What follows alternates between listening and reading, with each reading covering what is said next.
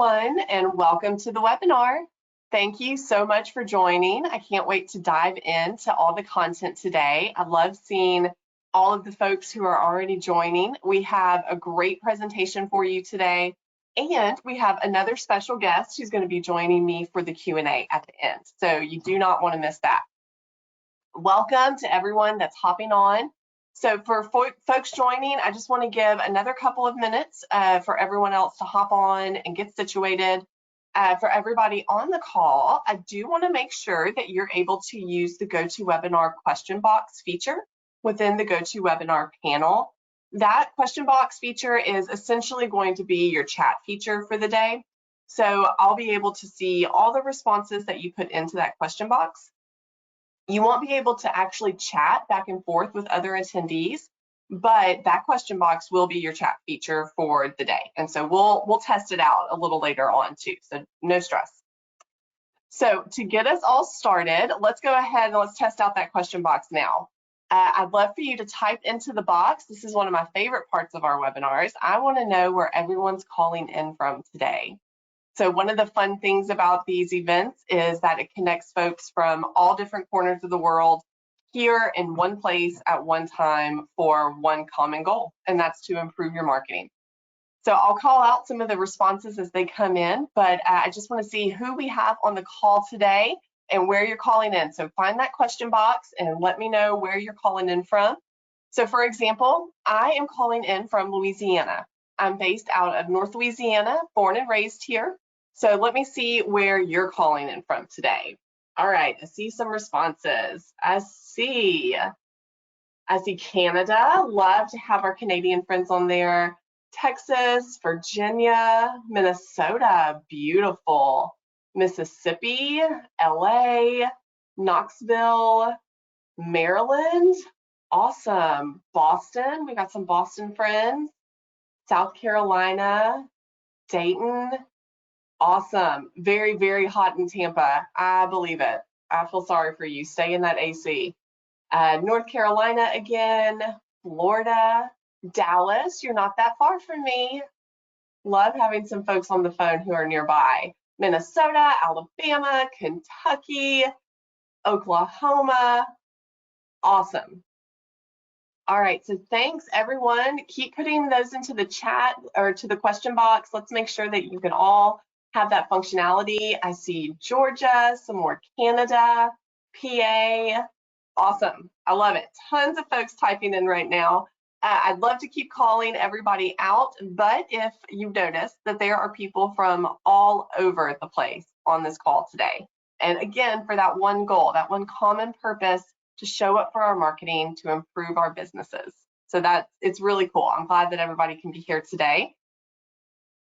All right, so with that being said, I'm going to kick off our time with a couple of housekeeping items. So for everyone on the call today, please note that this will be recorded. So you don't have to worry about taking notes or anything like that. You'll get all of the materials in your inbox later today. That includes the recording and a copy of the slides that we're going to show here. You can note that all of our webinar recordings can be found online at WordStream and localiq.com YouTube channels. You'll just navigate to YouTube, type in LocalIQ or WordStream, click on one of our channels, and then you'll be able to see all of the recordings from all of our past webinars. If you want to catch up on any of our old ones, or you want to view this one again, you can find it on there later on today or first thing tomorrow. All right, so the reason why I have you all practice using the question box is because I want you to feel comfortable using that feature and typing your questions in throughout the webinar. You're going to want to stick around. If you joined a little later, we have a Q&A session at the end, and we've got a special expert who's going to be joining us for that. They're going to be taking questions at the end, all about digital marketing, all about AI, and it's in what feels like a very one-to-one setting. Even though we're on this call with hundreds and thousands of people, it's still a really unique opportunity to get your questions answered by someone who lives and breathes this every single day and has been doing it for years. So if you've attended any of our past webinar sessions, you know how much fun those Q&A are. So be sure to have your questions ready, or go ahead and throw them into the chat or that question box. See, I'm messing it up. as we progress through the slides. All right, so for everyone on the call, if you're a new friend or maybe you're joining us for the first time, I want to get us all on the same page around who Local IQ is. Some of you might already be working with us, and that's awesome. I love that you're here today. Some of you might be totally new, and that's great too. Some of you might be familiar with us through our thought leadership brand, WordStream by Local IQ. So that's a lot of names. How do they all fit together? Well, Local IQ is a fully integrated growth marketing platform, and it marries innovative tech that you can't find anywhere else and unparalleled expertise and service to give your business what it needs to thrive and prosper. So how exactly do we do that? Technology is at our core. Our platform runs on optimization technology and AI. It's informed by data from over 1 million campaigns that we have run, and you can't find that anywhere else. We've got all the tools you need in one place. So we give you everything that you need at your fingertips to make the daily task of marketing a lot faster. This puts time back into your day so you can focus on managing your business, managing your teams, rather than focusing on the attention to your marketing. And finally, we have been in the marketing game for over 15 years, which if you think about it, is basically the age of the internet. So we are not much older. We've been through it all. We've seen all the ups and downs and the shifts in the landscape and the platforms. And so we're here to tell that story to the benefit of your business. We're happy that you're here today.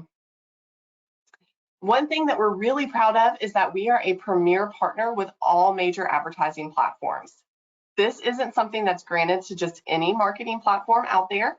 It's really only given to businesses that display clear campaign success for their customers. We display thought leadership within the field and meet a rigorous set of requirements for each platform. So we work for those badges, and it's all for the good of our customers. All right, a little bit about me today. If you're new, I'll be your webinar host and facilitator. My name is Katie. Here at Local IQ, I work closely with all of our teams on a myriad of digital marketing projects.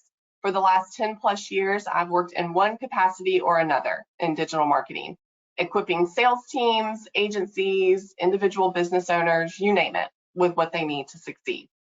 And if you couldn't tell by my accent, I'm located in the southern part of the US in Louisiana, but I always tell people I'm not in the fun part of Louisiana. I'm about 5 hours north of New Orleans, so I don't get all of like the awesome culture, but it's still really beautiful up here and I enjoy it. And it's hot here too, Tampa, so I feel your pain. And bear with me today, I have a cold. So if you are also like me and allergies are just kicking your butt, then you have a friend in me. I'm struggling today too. So I will also be introducing you to our special guest who will join us for our Q&A, Olga Barokas. Olga is the Director of Presence Product Solutions here at Local IQ. She heads our SEO, listings, and chat products. She's spent over 15 years in the digital marketing industry, so she knows a thing or two. And she's based in sunny, beautiful LA. All right, so I cannot wait to dive into today's topic with you, but before we do, there's just a couple of more things that I want to mention. These are really common questions that we get when we do our webinars. Where can we learn about the topics that we cover here? We only have so much time. The hour is going to fly by, I assure you.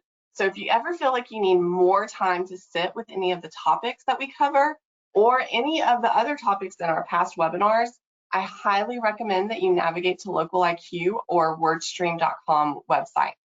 We cover everything in these webinars in depth and over there on those sites, as well as on our social media channels. So be sure to follow us there. We share out notifications for future events. So if you want to join more webinars in the future, definitely be sure to follow us and turn on your post notifications. Also, we share out platform updates, interesting articles, and all sorts of great information that advertisers should be aware of. So you can find Local IQ on LinkedIn, Instagram, Facebook, X, and YouTube. And then you can find WordStream on LinkedIn, X, Facebook, and YouTube. Okay, all right, so if you attended in the past, you know I love to keep everyone on their toes and engaged. So to warm you up on the topic today, I'm going to hit you with a quick pop quiz.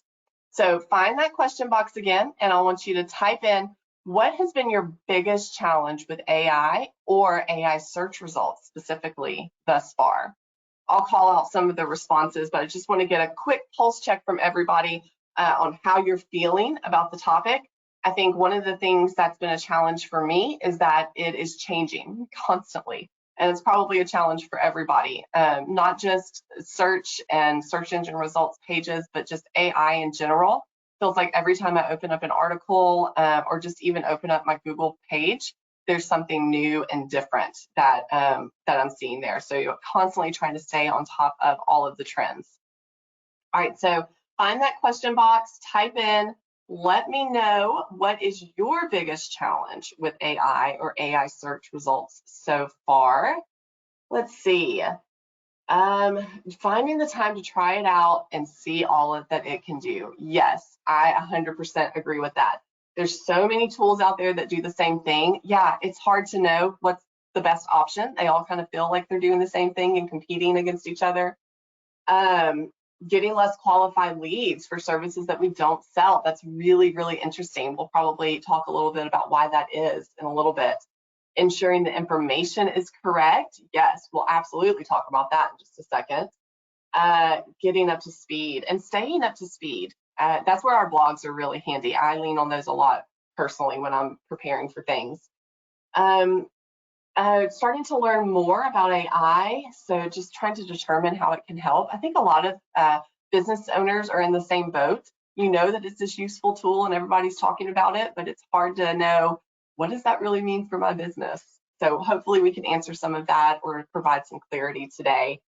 Searches can be inaccurate, absolutely. Not using it to its full potential, that's right. Such a helpful tool, but there's just so much of it out there. I agree. I think we can all agree that we're feeling like we're kind of drinking from a water hose when it comes to AI. Feels like from the second it was introduced, since ChatGPT broke, it's been everywhere. So there's a ton of different responses, but like I said, I'm starting to see this common thread. And that's, I think, is because even though we all are located in different places and all of our businesses look different, there are going to be some things that continually kind of bring us together through something that is so rapidly changing. And we have all of the different responses because all of our businesses are different. So I think that this is a really good snapshot of what everyone's dealing with right now. So as we're going through this, we'll cover some of these questions, some of these topics. We'll poke fun and bring some clarity to some of this. So buckle up and let's go ahead and look at what we have set for the rest of our time together.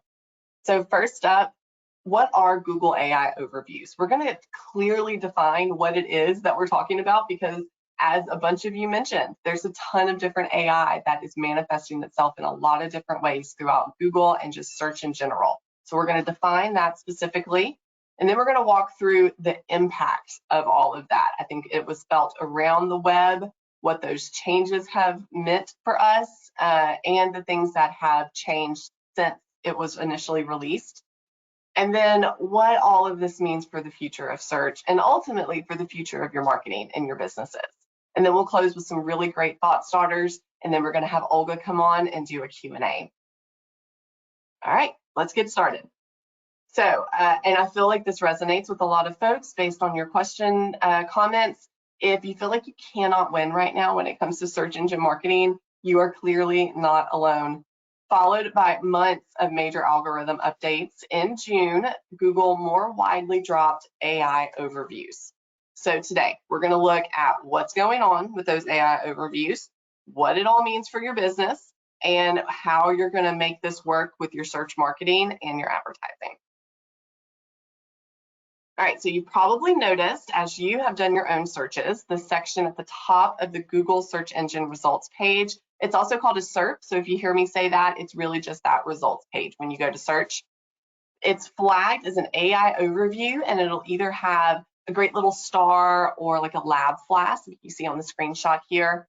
This new section, it takes up the majority of the prime SERP real estate above the fold. It's AI-generated answers to search queries. And how it does this is Google compiles and combines results from across the web, as well as its own knowledge graph data.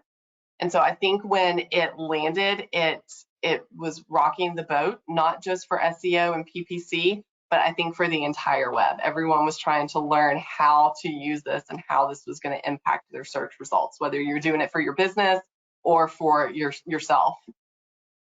All right, so now that we're all on the same page on what those AI overviews are and what happened, let's talk through the ripple effect. So first, why do these changes even matter? It seems really cool, easy answers up top, but I think everyone's kind of starting to realize what's going on. So let's just all level set. So small and medium-sized businesses, like a lot of you guys, rely on search engine traffic for the bulk of their website traffic.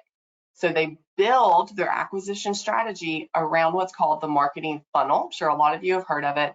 It has 4 stages. So there's the top of the funnel, which is awareness.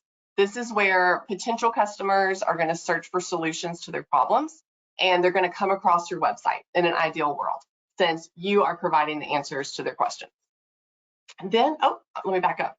All right, so then you've got middle of the funnel. This is more the interest stage, where they know of you and they're showing interest in your services, but they haven't maybe committed just yet. Then we've got bottom of the funnel. This is desire. This is where they are ready to make a purchase.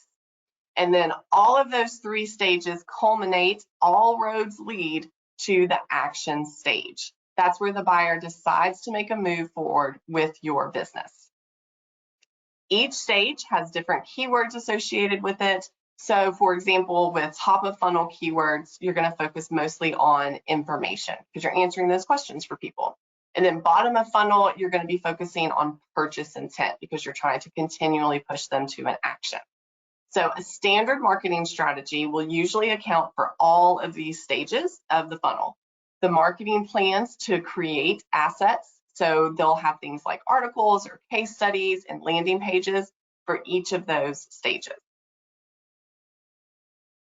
So for example, let's say we have a small retail business that specializes in eco-friendly clothes. You can see our little graph t-shirt up there. That means they're eco-friendly. So let's say that this is our business, and this is how we're going to build out our strategy based on the funnel. We're going to start by creating a blog post, something like top benefits of wearing eco-friendly clothing, or how to reduce your carbon footprint. So this will then they'll display customer testimonials and links to case studies on those articles. So you're continually pushing them down the funnel into that interest section. Then you'll add links to maybe your latest collection of shirts on those case studies and testimonial pages. So then you're creating that desire. And then again, it all leads to hopefully the action where they can purchase your eco-friendly clothing. So that's under the standard path. Now a user will search a question about your eco-friendly clothing or maybe a question about carbon footprints. And instead of taking the journey that we just described through that standard funnel path, they're met with an AI overview. They get a quick answer and then they can leave the page. So with Google answering these questions, our retail business in this example stands to lose an entry point for its website and maybe a major entry point depending on how you've built your strategy. And so now they may need to redesign their funnel. So you can start to feel the pain. If you weren't feeling it already yourself, you can start to understand what this shift in behavior means for businesses. So this goes for all other SMBs, not just a business in our example. It goes for any business that's building a content strategy or any of their strategies around that typical funnel. So it means that the AI overviews by Google may force you to take resources away from some of that top of funnel content and put them somewhere else. So hopefully maybe to an area that gets you more return, which we'll cover here shortly. I won't leave you hanging. So this affected all of us in the PPC and SEO game. Really, anyone that had a website was going to be impacted by this.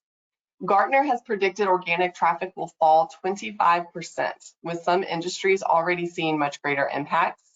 So industries like B2B, tech, home services, or any other industry where the consumer may have a lot of questions as part of the buying process, that's where you're going to see a lot of that impact. because the AI overviews are diverting that traffic, since it's answering the questions on the SERP when the people previously would have had to maybe click into a site to continue their research. And that's when you would have presented them with all of that extra content to push them down the funnel.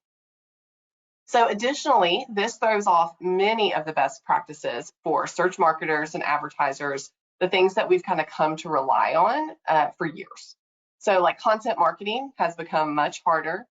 The SERP has been getting more competitive and challenging for years. This is nothing new, but it's forcing businesses to increase their ad budgets to get in front of people. That was sort of the typical change. So AI overviews now could reduce clicks to organic links even more dramatically than the ad heavy SERP days did. Not to mention, like some of you called out earlier, the AI overviews were a little questionable in those early days. As some early studies have noted, the sites that Google sources for AI overviews aren't necessarily the same sites that earn strong organic rankings over the years. So some of these sites have spent years building up their organic rankings, but for whatever reason, we'll get into that, they're just not showing. So in some cases, these sources that were ranking weren't even in the top 100 results, but now they're on the top of the page. So that points to one of the larger consumer-centered problems, the quality of the information given, which you guys called out earlier. So this example on the screen shows results cited for a health query, how to go keto. One of the sites featured is a small e-commerce website that doesn't include text that was highlighted in the overview, and the links to the homepage, and it links to the homepage of the e-commerce site. So that's probably not what the person was looking for. If you're Googling how to go keto, you don't want to be taken to an irrelevant e-com site. So you can tell it was a little rocky in those first couple of days, and you all probably experienced it firsthand. So what does that mean for the future of search and ultimately for the future of your marketing and your business? So we have 3 predictions of where this might lead and what you can do about it.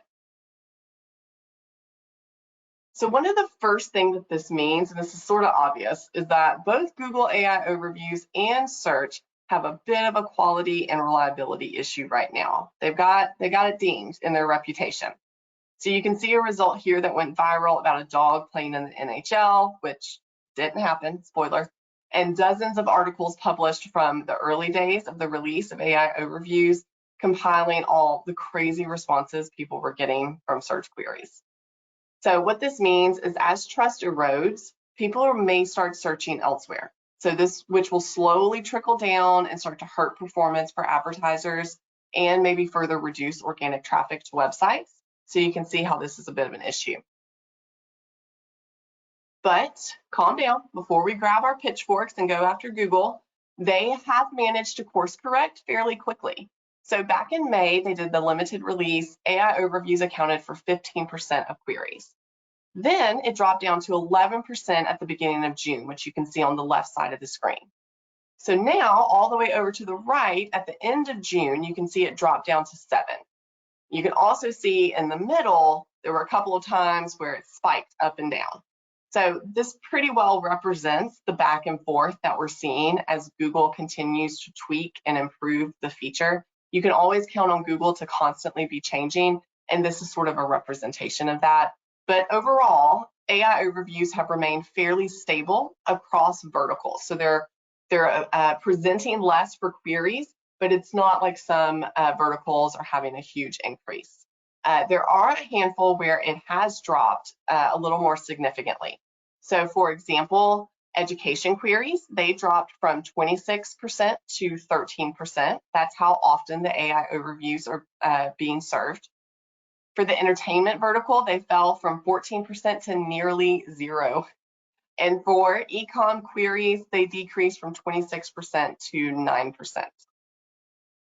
Also, after the initial release, Google addressed improvements to the overview's ability to interpret nonsensical queries or satirical content. I think there were a lot of people in those first couple of days who were trying to enter in queries that would get a funny response from AI overviews, and they were lucky. So according to Google, the vast majority of overviews are actually accurate, and searchers are using them as a jumping off point to visit web content. So according to Google, they're maybe not jumping off of the funnel the way that we initially thought that they would. So more people are clicking into quality pages. They're going to stay there longer because Google's done a better job of finding the right info and the most helpful web pages for them. This is coming from Google, so I've had this experience. Some searches are really productive, some are not. Some I click through to the sites, some I don't. I'm sure we all have similar experiences. So next up, we're going to see that organic traffic from Google will decline. So there's a few reasons why your organic search traffic will see an impact from AI overviews. So to start, top ranking organic results will now be further down the page. Like we said, the AI overviews take up above the fold. That's that first part of the page.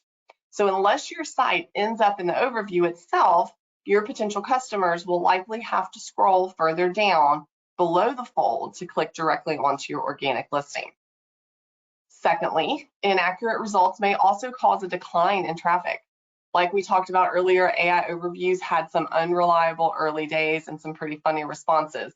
So they may not include your site in a response even when they technically should. They're still working out the kinks.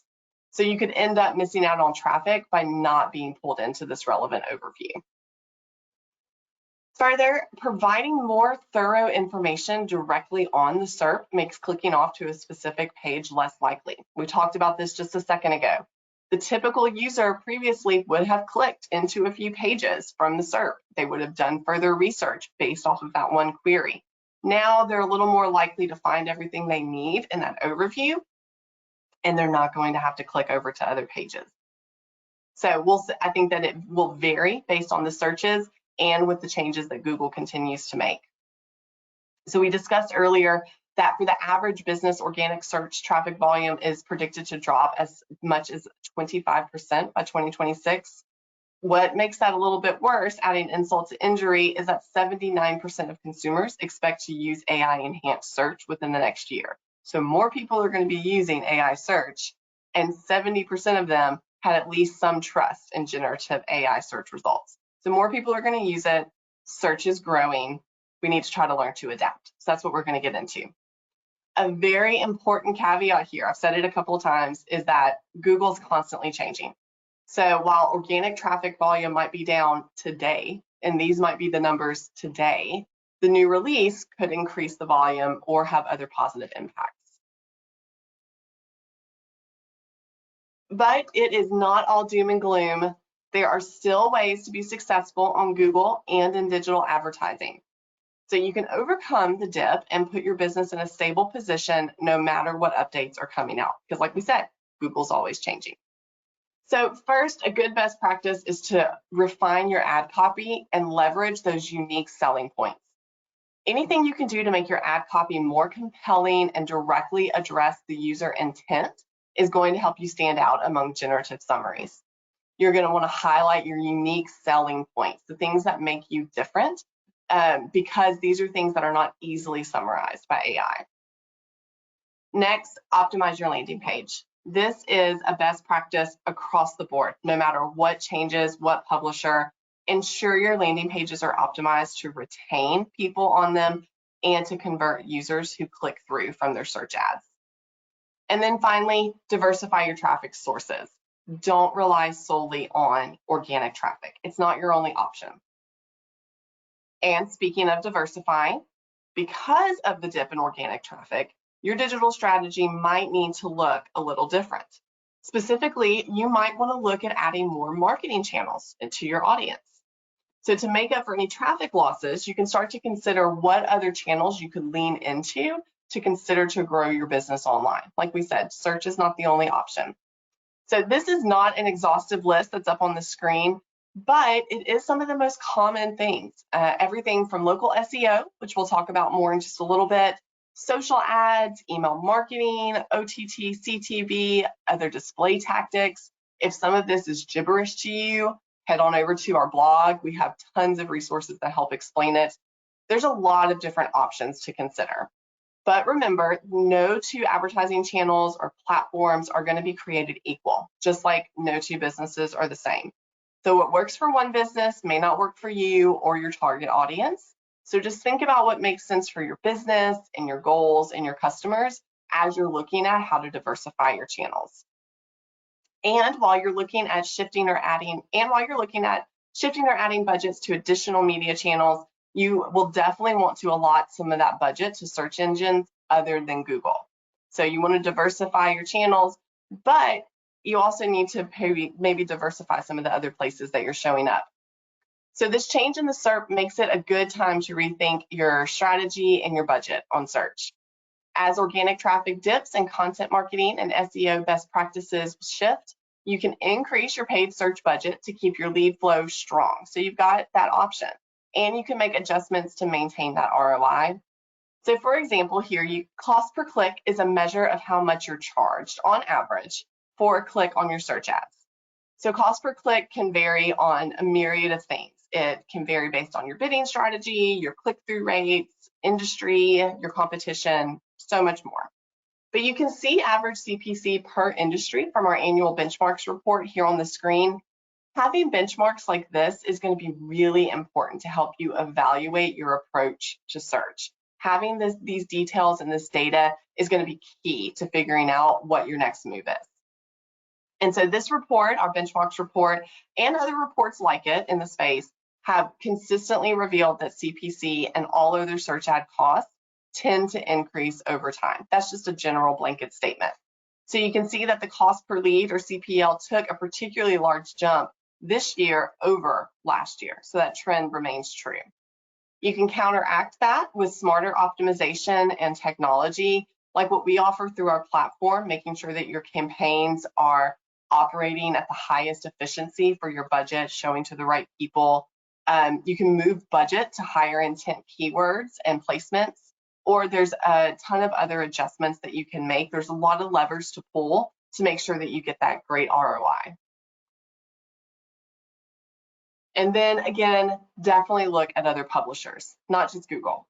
So while it can be easy to get preoccupied with individual platform performance, especially a platform as large as Google, expanding your business's reach by running ads across multiple search engines is a way to get maximum overall ROI. So that's how you're going to maximize your budget, and you're going to offset any sort of potential cost increases. So for example, we found through our own data from our US-based Local IQ campaigns that both cost per click and cost per acquisition were significantly lower in Microsoft Ads. Remember those? Yelp is also another really great option, and they are expanding their ad options based on a lot of these changes that we're discussing. So there's other publishers to consider. The next impact is the increased importance of SEO. We mentioned it just a little while ago, but it will look a little different. It's not the SEO that maybe we're all used to. So while the changes happening over at Google seem a little scary, especially after walking through some of these numbers and these results, local SEO is still a safe bet, and it can help transform your business after you're continuing to drive organic traffic to your site. So before the introduction of the AI overview and continuing today is the evolution of the search page. It's not just a search engine anymore, but it's more of like an answer engine. So this evolution, much like the AI overviews, it doesn't have to equal bad news for your business. So you can see from the screenshots here, this is just a standard search results page that I pulled up.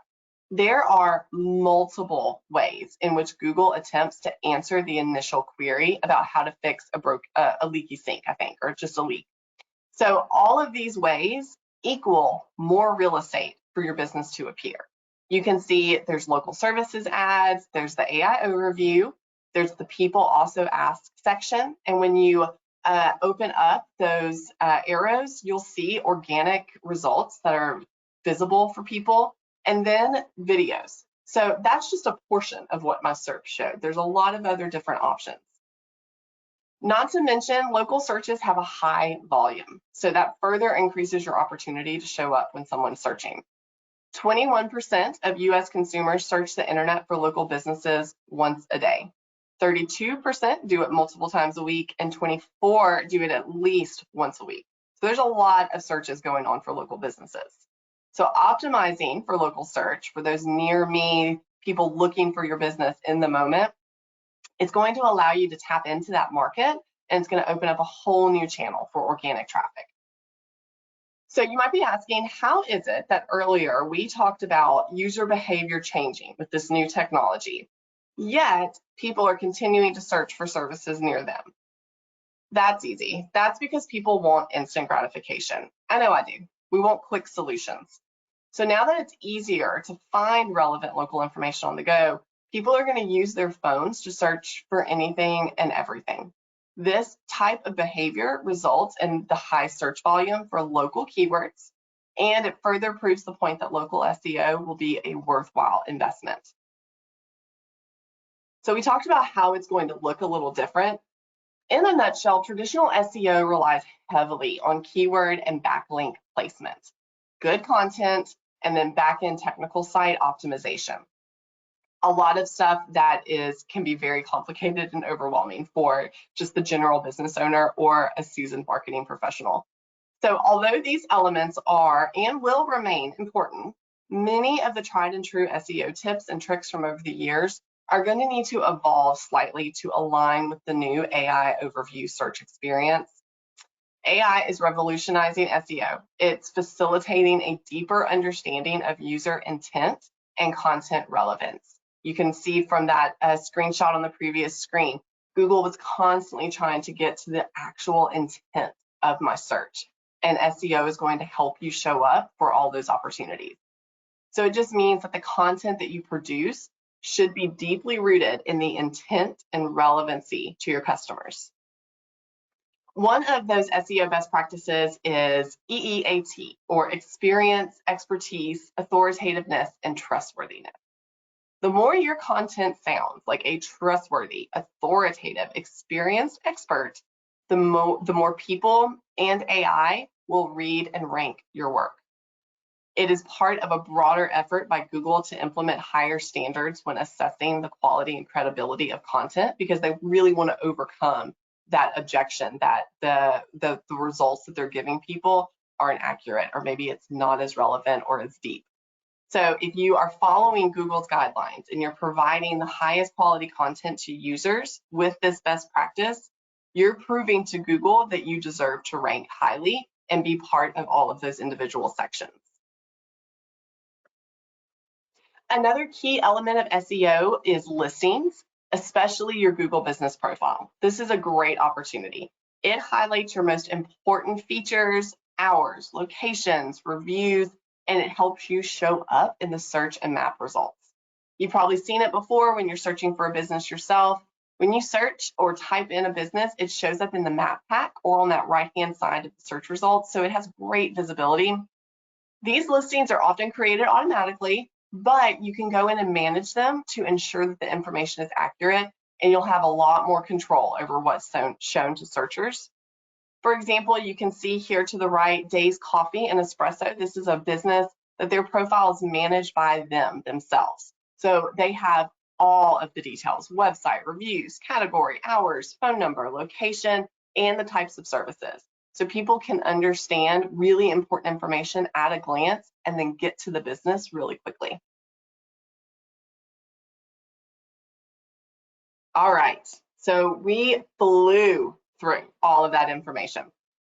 So now we're going to package it all up, and I'm going to give you the basics to walk away with. So these are the things that for you to start thinking of as you apply it to your own business. First, don't give up on SEO. I think we beat that drum pretty loud on today's time. It is going to continue to be a major marketing channel, so be ready to pivot your strategy accordingly. Start exploring other marketing channels. Make up for any traffic loss. Consider social, video, paid search, or any of the other options that we went over. And then focus on building your brand. This is probably one of the most important things. Establish your brand in a cross-channel marketing approach to make your business more visible and more recognizable. All right, that was a lot, and I have seen in the corner of my eye all of the questions coming up as I've been talking. So there's a ton that are still going. Across your screen right now is a poll that we've launched. And if you feel like you want to have a deeper conversation about your digital marketing and what this shift means for you, we can help you. We can have someone have a very one-to-one conversation and go over your specific businesses. So that will stay up for the remainder of our time together. Click yes to that poll to get a free digital assessment, and that's going to be customized to your business. So again, saw a ton of questions coming through, and I still see them. This is really exciting. So this is your chance to get any other questions that you have answered. Go ahead, start putting them into the chat. That poll, again, is going to stay up. So you're not going to see my face. You just get to hear my wonderful voice. What we want you to do is just sit back, relax. This is now like the audio portion of the webinar, and I'm going to start going through those questions, and I'm going to have Olga come on and join us officially, and we'll start walking through some stuff. Olga, how you feeling? I am great, Katie. Thank you so much for having me, and thank you for hosting this webinar. I mean, there's so many interesting nuggets and so much great information that's been shared. Oh, thank you. Thank you for all of your help. So while we let everyone start entering their questions into the box, I wanted to bring you on. Thank you so much for joining us. And then I wanted to hit you with a couple of questions. So Sure. You live and breathe this every day because you specialize in online presence. So what did you see from Google as this update was released and in the days that followed? Sure. So, we knew that Google has been testing this for a little while, and we had seen snippets of it here and there. But when it was released, I think the first month or so, things went a bit wild, right? Users were really pressure testing the tool, and that's when you saw all of the early flaws. And, as you shared, though, it feels as though Google course corrected pretty quickly, right? And their recent surveys actually show that user feedback in regard to AI overviews have been very positive, right? People have higher satisfaction with their search results. They're asking longer, more complex questions that they sort of know Google can help answer. And that last part is probably the piece that's most interesting to me, because it feels as though within a very short amount of time, Google has really made a big impact on user search behavior overall, right? So as consumers, we know now that Google is going to give us an answer if we ask for our question in just the right way. And so our questions are becoming longer and more complex. And I think it also feeds into a little bit of the instant gratification that we are all now sort of expecting to have as consumers. So we want that answer right in front of us right away. We don't want to have to click through into multiple different websites to get that answer. So it really feels as though Google is definitely cementing themselves as this answer engine, right? Now more than ever, because it's giving you the answer. It's using all the hard work and all the content that these businesses and these other websites have, created on their own, and using that to surface it within their own search engine results. Yeah, I would completely agree. I feel like Google is just constantly changing like they always do. So that's like the one thing that you can count on. And speaking of those changes and those shifts, we talked a little bit about the SERP shifting. So what is standing out to you as the biggest takeaway from the shift in AI and what it's brought to the SERP? Sure.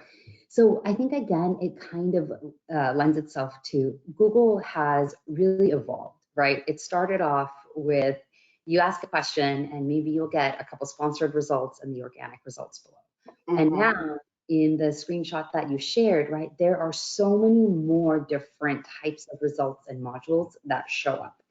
More and more videos are showing up, images. Those people also ask boxes, maps, featured snippets, reviews, right? There's so much more content that is now living and breathing within the search result page itself, that's what's contributing to the decrease in traffic, right? It's that people no longer have to click through in order to get those answers.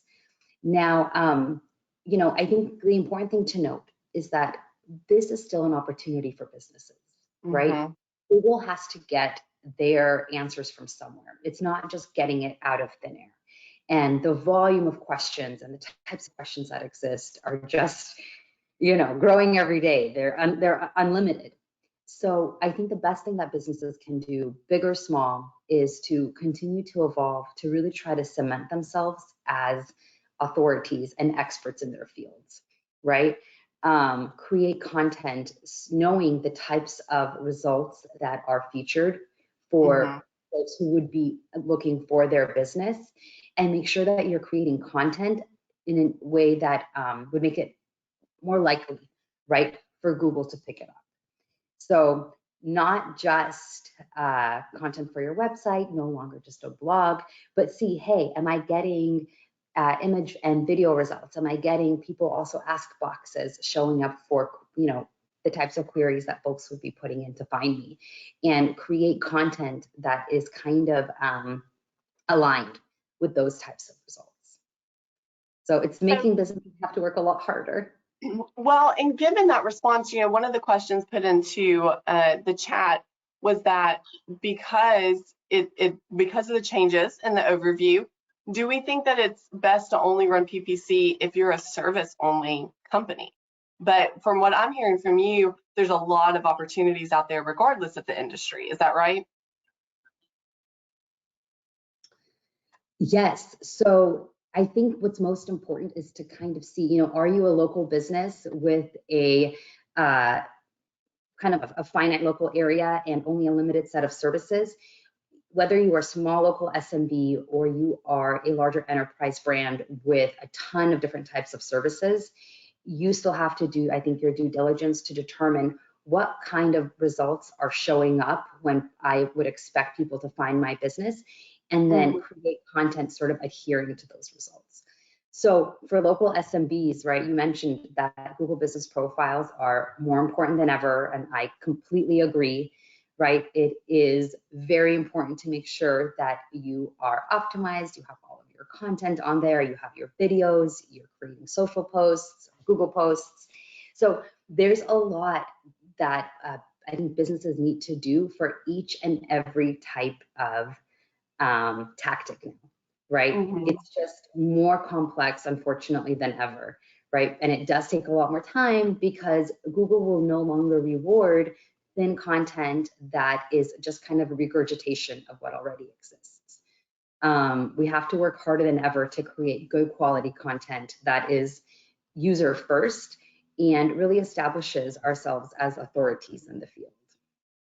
Yeah, and I feel as if, one of the other questions in here kind of piggybacks on that around, should we then put more emphasis on SEO than SEM? Like, would SEO now be more valuable? And my thought there is, throughout our presentation, we talked about diversifying, and I feel like that's really the key. It isn't so much leaning one way or the other. I feel like anytime you go to one opposite end of the spectrum, maybe you're going too far, but there's that middle ground where you're really making sure that you are hitting folks at every stage of the funnel through multiple channels and multiple advertising methods.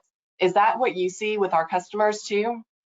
Absolutely, Katie, absolutely. And so right now, right, I think when you show that slide that you had with your funnel talking about, starting with awareness down through taking Mm-hmm. action, so important. You have to ensure that you can potentially appear everywhere, right? So everywhere from the initial search engine results that, would show up for that person's query, all the way down through making sure you have the right address in Apple Maps so that when someone is Mm-hmm. driving your business, you don't, accidentally have the wrong address or the wrong hours of operation listed there. So it really is looking at that entire funnel and making sure that you're sort of hitting every single step. Okay, great. So I've gotten this question in a couple of different ways. And basically it's, does Google know if I'm using AI to write my content or to write my ads? And then does it rank it less valuable, or does that change how it's ranked? Have you come across anything like that? Yes, yes. So Google is definitely becoming more of an expert in sniffing out purely AI generated content. So Mm-hmm. it wants to reward businesses that are truly creating content that is adding something new to the industry, right? And I know it's difficult to do that depending on the field that you're in, but Mm-hmm. it's not enough to just, go to ChatGPT and type in a query and copy paste that onto your website. You have to make sure that it is being infused with you as the business owner's authority, right? And your own expertise, and ensuring that it is something that would be most helpful to a potential customer visiting your website, rather than something that an AI content tool just kind of spit out. I agree. It goes back to that being trustworthy and being approachable and making your content appear that way as well. So I Yeah. had another question that said, how does Google classify which searches get AI information versus original information? I feel like this maybe points to the evolution of the SERP and all of the different ways it tries to answer the question, but I'd love to hear your thought. Yeah, so I think it depends, right? We are seeing less AI overviews, at least for now, for Mm-hmm. general searches. So if I was to type in, a tailor near me or flower shop near me, it's less likely to get an AI overview result. I think Mm-hmm. AI are coming up more when there is kind of like a question to answer, right? And so, or a more complex question to answer. And so we'll see what Google does in the future, right? I have no doubt that their use of AI is going to continue to evolve within the search engines. But exactly how they do it and exactly for which queries they do it is a little bit to be seen. Okay. We know that a lot of the businesses we work with are local SMBs. And Mm-hmm. so I think that, in order to continue to show up within the local map results, the best thing you can do is to make sure you're optimized for local SEO, both on your website and then, of course, within your Google business profile and your other local directories. Where AI overviews will come into play is if there are slightly more complex queries coming up in regard to your business. That And was awesome. yeah. All right, well, thank you so much, Olga. Guys, we are coming up on time. And so if you have not had one of your questions answered, but you would like to speak to someone, there's still time. Click yes on that poll, and we will have someone reach out to you, and we will have like a custom review of your marketing to get all your questions answered. But this was wonderful information. Olga, thank you so much for joining us today and giving us that great insight. And thank you for joining us on the webinar today. We'll see you again soon. Bye. Thank you, guys.